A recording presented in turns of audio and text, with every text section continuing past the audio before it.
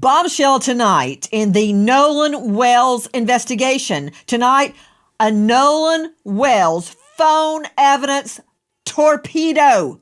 But I believe one took a polygraph, and from what was told to me that they all passed. Nancy, my clients have not taken a polygraph test. Nobody's guilty and everybody's a suspect. We don't know the truth yet, but we will. Multiple witnesses reach out to us, two confirmed witnesses that saw Nolan Wells on the island around 6 p.m. on July 4th, well after the Triton, as you said, left around 4:30. And so those witnesses have went to investigators, they've talked to the police, and they've done what they're supposed to do. These witnesses know Nolan. They've known him for a long time. They were able to make a positive ID. And they told that to investigators. They told them that from the very start. What witnesses? Where? Who, what, where, why, and when? That is a renowned trial lawyer named Tyler Cox, and he is representing the acquaintances of Nolan's that took him to Horn Island on their boat, the Triton. Curious, we've seen, hey, let's pull up that video, control room, of everyone getting on the boat before they went to Horn Island. It's very interesting, evidentiarily. Okay, here we go. This was from the Officer Tatum show, and you're about to see people. There they are down at the right. And there's actual video of people see the boat at about 1 o'clock. Oh, there we go. Excellent shot, guys. People are getting on, people getting off. And it keeps going to where you see everybody that got on the boat. But here's my big question tonight, before I can even get to the alleged witnesses that Tyler Cox is telling us about. Dave Mack, joining me, Crime Stories investigative reporter. Can I see the video again, please? Dave Mack, I'm seeing everybody preparing the Triton to go out, preparing to go out. In this shot, they're down at about 3 o'clock. Okay, keep looking. 3 o'clock, 3 o'clock, 3 o'clock. And then suddenly you switch to a different camera. There you go. That's the boat. So, Dave Mack, where is the evidence? Where is the video of the boat? Is that Nolan right there, walking along the light blue shorts, and he at that time had on a white shirt? I think that's Nolan right there. Dave Mack, where is the evidence, the video evidence of them coming back? Nancy, we have not seen evidence of them coming back. Remember, 3 boats caravanned out to the island, and then we have different stories about when they arrived back on the mainland. But we don't have video of any of them showing back up. So we don't have that video. Correct. Okay, let's circle back to the alleged witnesses that... He's a great trial lawyer, by the way. Wins a lot of cases. This Tyler Cox, he's representing the acquaintances that went to Horn Island with Nolan. I've got to get to the phone torpedo, but he's not the only one that says they have witnesses. Listen. These 2 witnesses, 2 very reliable, very credible, and very upstanding members of the community, they saw Nolan, and they've known Nolan for years. There's no chance that they made a mistake. And by the way, this can be corroborated through other evidence, other eyewitness accounts. And that's the end of it right there. That's from the Officer Tatum show. Susan Hendricks joining me, veteran, investigative journalist, author of Down the Hill, My Descent into the Double Murder in Delphi. What witnesses? I understand that there's video and witnesses. One places him there at 5, one places him there at 6. Significance, the Triton, and we can show this by GPS. They are right about this, left Horn Island around 4:30. So if he is spotted, and you can confirm to me that he is spotted there at 5 or 6, if that video has a timestamp on it, and I can corroborate that, or I can corroborate the witnesses weren't drunk. Hey, let's see that video, control room again, of Nolan bent over, and all you can see is his blue trunk right there. Now, that's not a very good eyewitness right there, okay? Do I think that's him? Yeah, I do. I do think that's Nolan. But I would tear that up in court. Tear it to shreds. There's all sorts of... You know what? Hold on, Susan Hendricks.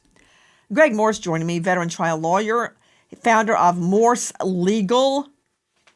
He's in the Southern District of Florida, former West Palm Beach public defender, and author of The Untested. Greg, in Florida, as in Georgia, as in this jurisdiction of Mississippi, the code, the official code of Mississippi, annotated, lays out how you establish or cross-examine, same thing, same criteria, an eyewitness, such as, I memorized them. How far were you away from the witness? From the target. What was the lighting? Do you wear glasses? Were you wearing them that night? Were you inebriated? Had you smoked pot? How can you prove that to me? Did anything obstruct your view? Was it daytime or nighttime? What time of the day was it? What were the conditions? You go on and on and on. You can rattle them off, right? I know you can. So absolutely. How do I know the eyewitness can't identify anything except the back of his legs, like in that video? Well, that's the thing. There's no details about any identification. It's just a broad statement that other people saw Nolan after the boat left. The video you just showed shows from a view from behind of someone bending over. Did the person have sunglasses on? Were they familiar with who they were actually looking at and identifying? How much had they drank during the day? It was a party scene. That's what usually these boat spots are. There's one by me in West Palm Beach, very similar setup called Peanut Island. So most people also, right, they don't think something's important until after the fact. They're just going about their day, notice people walking by. So from what you showed, that's not a very strong identification from that position, but there's no details. While I've got you, Greg Morse, let me throw another question at you. And look, I'm not wearing a prosecution or a defense hat. As you know, I'm a crime victim. I would say I'm coming at it from that angle. But I was very disturbed, Greg, when I got wind that there is no criminal investigation. It's been said over and over and over. Why not? We don't know how he died. For instance, if he did have water in his lungs, okay, maybe he did drown. But how did he get in the water? Did he fall in the water? Was somebody, wrestling with him in the water and they held him down? They went, oh, my stars, I killed him and left. Did he hit his head? Huh. There's a lot more to it than saying, oh, yeah, he drowned. How can someone state there is no criminal investigation? I understand a grand jury is about to be convened. That doesn't mean there's a crime, but doesn't that suggest to you a grand jury inside the Superior Courthouse, inside the district attorney's office, would suggest there is a criminal investigation? Well, it would potentially lead someone to believe that, yeah, a criminal investigation was undergoing. However, when we look at how this has played out over the last 6 weeks, how law enforcement has acted, they haven't seized Nolan Wells' phone at this point.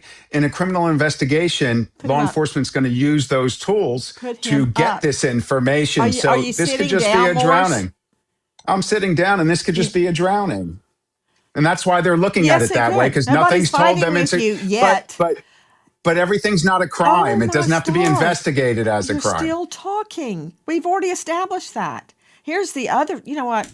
I'm going to let you think about what you just said. I'm going to go to Jeff Shetler joining us. Guys, this is a special guest joining us out of Edisto Island, South Carolina. Former police canine handler, author of 5 books. Last one, 2 weeks to operational tracking.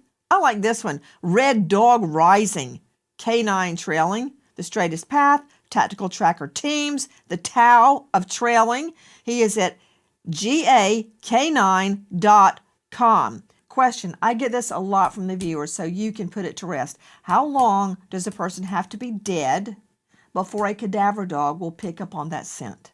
Well, honestly, a dog's going to pick up on the live or dead scent as soon as they're out there. So the time frame, from hours to a day or so is really not a big deal. It doesn't matter what type of dog you have that's looking for humans. Within that first 24 hours, either type of dog, a live finder, a deceased person dog, is going to be viable. They're going to pick up on anything that's there.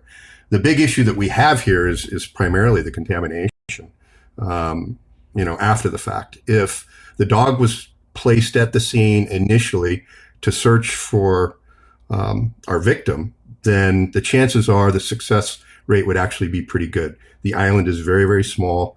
There's not a lot of hiding places. There's not a lot of places he could go. On the other hand, inside the water might be a different story. We have tide issues and everything else that are occurring there. So you bring in a scent dog.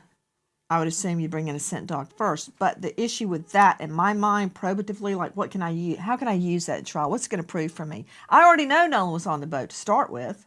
So, of course, the dog is going to pick up Nolan's scent on the boat. That's not hard to figure out. So I know a scent dog is going to pick up on that.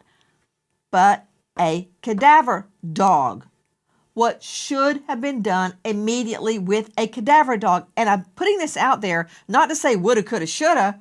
Maybe it happened and we haven't been informed.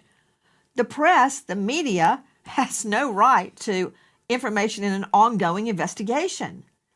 So this may have been done and we haven't been told. I can only pray. So regarding a cadaver dog, what should have been done, Jeff Shetler, and how should it have been done, and when should it have been done? Lock down the location. Don't let anybody on there. Get the dogs in. See what type of reaction they have. Every second that goes by, every minute that goes by, every hour that goes by will have an impact on the dog work when it comes to age of the material, age of the odor, and more importantly, what your contamination factor is. And this is the one big thing that nobody ever really thinks about. That they think the dogs are going to be these magical creatures that detect everything that you're looking for. But that's going to be mitigated dramatically by any type of human activity on the scene. That's the first thing that has to happen. So if you're going to use dogs, you need to get them out there right away. They actually have to be one of the first things on scene. Scott Morgan, professor of forensics, Jacksonville State University. You can find his hit YouTube show, Body Bags with Joe Scott Morgan.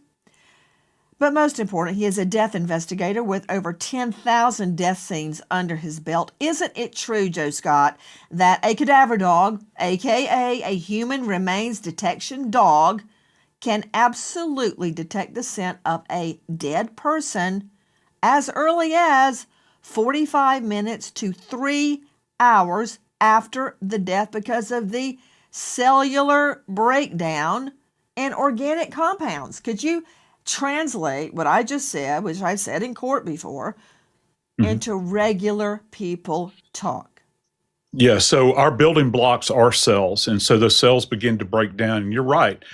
People don't understand that human decomposition literally begins at a cellular level the moment we're gone, okay? So the two compounds that you're looking for here when it comes to cadaver searches utilizing canine assets are putrescine and cadaverine, or cadaverine as well.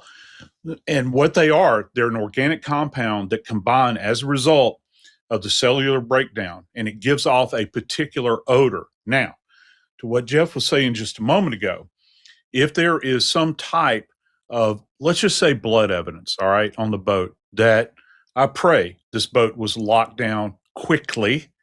If there's a point of impact, say, for instance, on a railing, any of the gunnels in there, those areas in there, and you have blood deposition, guess what happens, Nancy? That blood begins to break down, just like a body does, okay? So you'll have the scent that is there, and it is wholly different than tracking a human, all right? Now, where else would you find it? Well, we know that Nolan's remains are allegedly found on the shore, right? They're allegedly right there. Now, we also know, and remember what the second autopsy said, he's in an advanced state of decomposition at this point in time. So the trick is here trying to understand. That's when he's found on the beach. Hold on. Exactly. Joe Scott, that's when he's found on the beach. But my understanding, and of course, I'm just a trial lawyer. I'm not a canine expert like Jeff Shetler is, but within minutes to hours, minutes, dogs can pick up on the scent of human decomp. It starts almost immediately, and the dog can smell that. You can say within 45 minutes, but I have to tell you, there is a lot of variability here, dependent upon a lot of environmental conditions, even the individual that is decomposing. That's going to play into it. So that's not a static number. It's a bracketed number. So you don't know how long it's going to take for this to actually begin to develop. We also know that well-trained dogs, like Jeff Shetler works with, can still hit on decomp, even microscopic particles in soil, long after the body has been removed, sometimes years or even decades later, depending on the condition. But as Shetler just pointed out, in these conditions, where the surface of the boat is exposed to water, to wind, to contamination, not so much. I'm going to circle back to Jeff in just a moment regarding any possibility of tracking human decomp or human scent on Horn Island. The thing is, we know he was there, so we know the dogs will hit on him being there alive, but what about dead? I also want to clear something else up, and this is really important. Greg Morse, these acquaintances that went out on the beach, I'm not razor locked on them.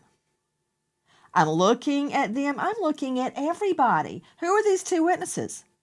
If they are telling the truth, that Nolan Wells was on Horn Island at either 5 or 6 o'clock, then the acquaintances on the Triton are in the clear. Because Morse, I know, based on their GPS, what time they left the island. So we have to keep our minds open as to what, who, what, where, why, the whole shebang. We can't lock in on those acquaintances if they had already left and he's still on the island. Is that true? I don't know. But it could be, right? Many an investigation has failed because the prosecutor did not keep their mind open as to potential suspects, right? Well, that's 100% right. You know, the police have to keep an open mind here. It's not even a criminal investigation. So 6 weeks approximately has gone by. The folks that were on the boat with Nolan, nothing has come out even remotely to indicate they were involved in some foul play at this point at all. They're just people that went out to this island with their friend. It appears their friend may have stayed afterwards and, you know, maybe a tragedy happened. Maybe something else happened that wasn't involving them. A tragedy did happen. 6 Nolan weeks. Wells is dead, and I'm going to find out how. But I tell Sure, you what, but you're talking I about am 6 curious weeks. about This why no is polygraphs have been isolated. taken. I'm just Why? very curious. But why? But many Why? defense For lawyers what? wouldn't dream of letting their They're client not take part. suspects. Let me get to But the phone. Nancy, you're turning Oh, dear Lord. what's not a Of course they're criminal not suspects. You investigation said that, and Tim. want the Tony, you're trappings wasting of my time. one. Stop it. But when you talk about I see his polygraph, lips moving. I hear. Okay, yeah, just keep him just like that. Yeah, that's the way I like Morse. Don't hurt your head, Morse. Don't hurt your head. Okay. Susan Hendricks. Oh, my stars, Hendricks. The family is now seemingly being accused of wrongdoing because they haven't handed the phone over yet. What happened back on, I've got a big note here, phone July 15. Isn't that when the family had a meeting and said, yes, you can have the phone, but they want independent examiners there at the same time, right? Tell me July 15, what happened? July 15th, the attorney for the parents of Nolan met and said, yes, we want to give over the phone, but we want someone in the middle here, someone from the outside, an expert to analyze the phone.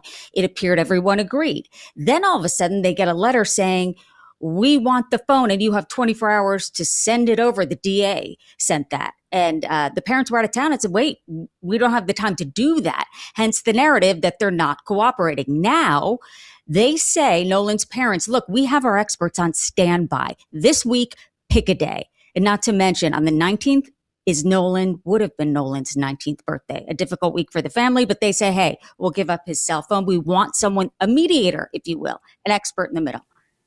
Well, you know, this is interesting. what you just said. Joe Scott Morgan, professor of forensics, Jacksonville State University, which has, I've been there, and it is a world-class Crim Pro division. Whole building, whole floor is set up just to recreate scenes. I was so impressed by it. Joe Scott has worked with me on multiple recreations, intricate recreations at Jacksonville State University to try to figure out, is what the defendant is saying, does that make sense? Is what the state is saying, does that make sense? Just all sorts of things you can learn from actually recreating the scene. That said, Joe Scott, I have examined evidence myself at the crime lab, and you know the crime lab out on Panthersville Road is amazing, state of the art, with the defense attorney there. And I typically would not allow a defense team to examine the evidence unless I was there. Do I think they're going to do something nefarious? Maybe, probably not. But I don't want them to even touch it if it could somehow, compromise the evidence. And it can. A lot of the times, even touching it can compromise the evidence. So this is not unheard of, that the family wants an independent investigator there when the phone is searched. Yeah, you're right. And it happens. Nancy, I've actually been in autopsy suites with defense attorneys, believe it or not. All manner of people come through the labs over the years as an independent set of eyes. So let's just say that they do, in fact, have an independent individual examine this phone. And I think this question goes back to you as a prosecuting attorney. Would any kind of findings that were on that phone, would they be negated as a result of the state not doing? If you wanted to move forward as using this evidence in a criminal prosecution, perhaps, would it invalidate it since the state is not doing it? And what are you going to find? And how many hands are going to be on this phone at that given time? Are you saying that if the defense did their own investigation of the phone and the state did not, would that negate the defense findings? Yeah, because remember, we've got a grand jury that's going to be let me impaneled, tell you, allegedly. HELLYES. Because the first thing, if the shoe was on the other foot, I would do is, isn't it true? I gave you the opportunity to review the phone. Isn't that true? On this date. And you didn't do it. So don't come complaining now. Oh yeah, that would be a matter for cross-exam. Of course, everybody jump in if you've got a question for Scott Eicher. Let me tell you who Eicher is. Digital forensics expert, founding member of the FBI Cellular Analysis Survey Team, historical cellular analysis expert, former FBI, 22 years, former homicide, Norfolk, Virginia Police Department, works multiple cases, and currently with precision cellular analysis. I could go on. Scott, tell me how this examination, you don't just pick up the phone and go, okay, I looked at it. What is a phone examination? How do I get evidence of potential snaps that were sent that day, texts, emails, photos taken during those critical hours? And important, how do I find out if anything was deleted? We've heard, yes, it's deleted. No, it wasn't deleted. The only way we're going to know is from a forensics exam. How do you do it? Now, take baby steps. Go ahead. It's pretty easy nowadays. You get the physical phone itself. You hook it up to a device like the Cellbrite, which is one of the main producers of this type of software that can download phones. First of all, obviously, you have to have the password to the phone. If not, then you have to go through a lot of processes to get past the password and into the phone. But once you're into the phone, and this can be done with other people standing by, as you were talking about, another investigator for the defense or for the family or something like that being there, They can sit there and watch you download the phone. And basically, once you download a copy of what's on the phone, and you're not really messing with the evidence that's on the phone, you're not changing it, you're just copying it to another computer. And then you can start going through that data. You can look at all the text messages, and it'll even let you know which ones have been deleted. Now, of course, deleted means, it's Put them in up, kind of please. computer Put them up, terms. please. What do you see when you're looking for deleted? Do you see like you log on and you just see all this data, X's and O's and digits, and how do I tell something's been deleted? Explain that to me. I mean, unless it's in recently deleted, but even my twins at age 3 knew how to go into my phone and find recently deleted and delete it. And how do you find it? So it's actually just, on the computer screen, you're looking at all the lists of text messages, and it says right to the right of it, this one was deleted. So in an aspect, if it hadn't been overwritten, think about how computers work. You delete something just like a phone. You delete something, it kind of takes it and moves it into a non-use to an area you're not using. And then once, if the phone starts getting full, it starts writing over that deleted stuff. So things that were deleted at some point in time are still there and can be recovered. The actual texts of the text message, the content of the text messages is still there until it's getting written over by the phone. Scott Eicher, has your company, Precision Cellular Analysis, performed these independent examinations of phones? Yes, they have. We have a whole group of individuals in our company that just specialize in downloading phones, rebuilding phones that are damaged so that the data can be pulled from the phone, and breaking into the phones if we don't have the password. What is Cellebrite and how is it used? It's a program that's been around for a good amount of time, probably 15 years, and each year it gets more updated, but it's a program that actually goes into the phone and allows you to copy the information from the phone onto a different computer. And then you can look at that data and spend time going through it, get all the chronological information from text messages to pictures to Snapchat. So you can get a timeline from all these different areas of the phone. What about a digital forensics go bag? A portable data collection rig. We saw it in the Nancy Guthrie investigation. It was used when the investigators went into the Guthrie family home. You see it on field operations, intelligence, digital forensics. They extract or they mirror digital info right there on location, a tactical exploitation kit like a forensics go bag. Yes, those are available, and basically Cellbrite is that also. It's more for phones, but you can have the same type of device for computers and for other devices in the home. But Cellbrite is also a portable device that you can take to a crime scene, take to a house, or go to a individual's residence and do that download. It doesn't have to be done in the office. According to the family, they have made the phone and their independent experts readily available. The Jackson County DA's office, as well as our forensic team, and possibly the FBI, we're going to together download and examine the phone. So it's done one time with everybody together, right? This is very common in the law. This is what is supposed to happen. We're waiting for the DA to determine the time, the place, the date. Let us know, and we are going to be there with our forensics team and anybody else, but it's done one time, one examination. We're ready for it to happen. From our friends at WLOX, that's Liza Park, working with Nolan's mother.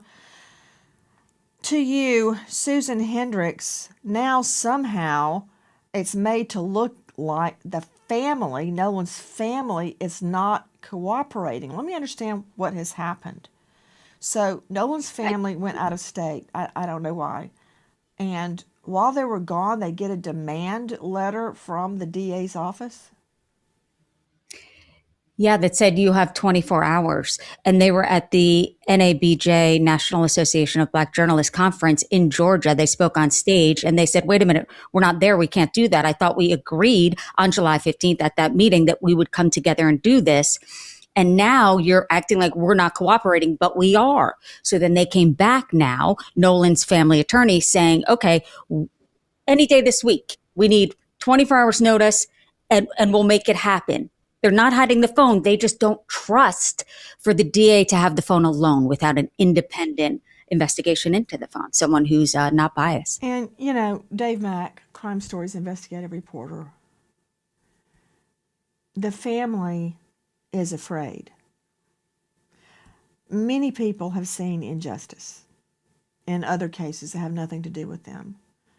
And I believe they fear evidence will be destroyed or mishandled, and it can never be recaptured. It's very possible it could never be recaptured. I mean, you and I and Joe Scott, you did an incredible recreation in the Ellen Greenberg case, remember? Ellen Greenberg stabbed, I think, 20 plus times, including the back of the head, the back of the neck, the back, actually severing the dura of her spinal cord. And the ruling was suicide. Okay, this is what I'm leading up to. So, yes, ma'am. All of the evidence was not documented at the scene. The police told, this is in Philly, told the apartment manager, sure, clean it up. As a matter of fact, here's a professional cleaner. Call them. They had it professionally cleaned. Bye-bye, evidence. Gone.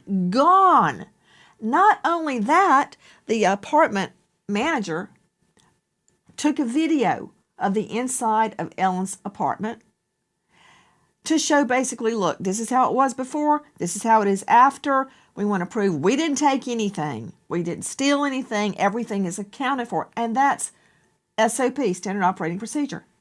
So when they didn't process the crime scene, they went, oh, thank goodness, at least we have the video. They handed the video over to Philly PD, and they lost it. Yeah. Just let that There's sink one more in for a thing. moment. There's one more That thing that case kind of ties still- back to. There's Go one more ahead. thing that kind of ties back to Nolan's case here as well, and that's the fact that with Ellen, I don't know if you recall this, the computer made it out of there as well. Do you recall that? And that was never examined, right? And so that's, you know, again, we're left wanting, Nancy, Ellen's relative to all of the data. with all of the info leading up to the Everything. time of her murder, ruled suicide, taken off the scene. Now, I'm not claiming that the people that took it, they were family members of the fiance. For all I know, they took it because they didn't want anybody to steal it. And nothing nefarious happened. But the problem is, you lock down a scene. I mean, look what's happened to Nancy Guthrie. A pizza delivery guy came and walked right over the blood evidence to deliver a pizza. Same thing here, Dave Mack. I get why the Nolan Wells family is fearful. Well, you know, Nancy, this investigation, I'm putting air quotes in that because if you remember early on, it was a drowning, you know, and no investigation had even been done. You realize he was missing. You know, it wasn't like it was hours and they went back and he was missing for almost 2 days. And the family early on was not getting information that they felt like they should. All they're saying is, we want to be assured of the chain of custody, how the extraction on this phone is going to be performed, who would have access to the extracted data. That's important. Preservation of the evidence, and then when is this phone going to be returned to us? This is the last thing they have of their son. And those things that I just mentioned, those were the items discussed on July 15th. And there was no follow-up after that until August 12th, when the DA's office, you know, tells the family, well, you got 48 hours to turn the phone over, and they were out of town. So, yeah, there's a lot going on with the most important part of the evidence. There was no way by that the we time have. they find out about the letter that they could comply with the 48-hour requirement.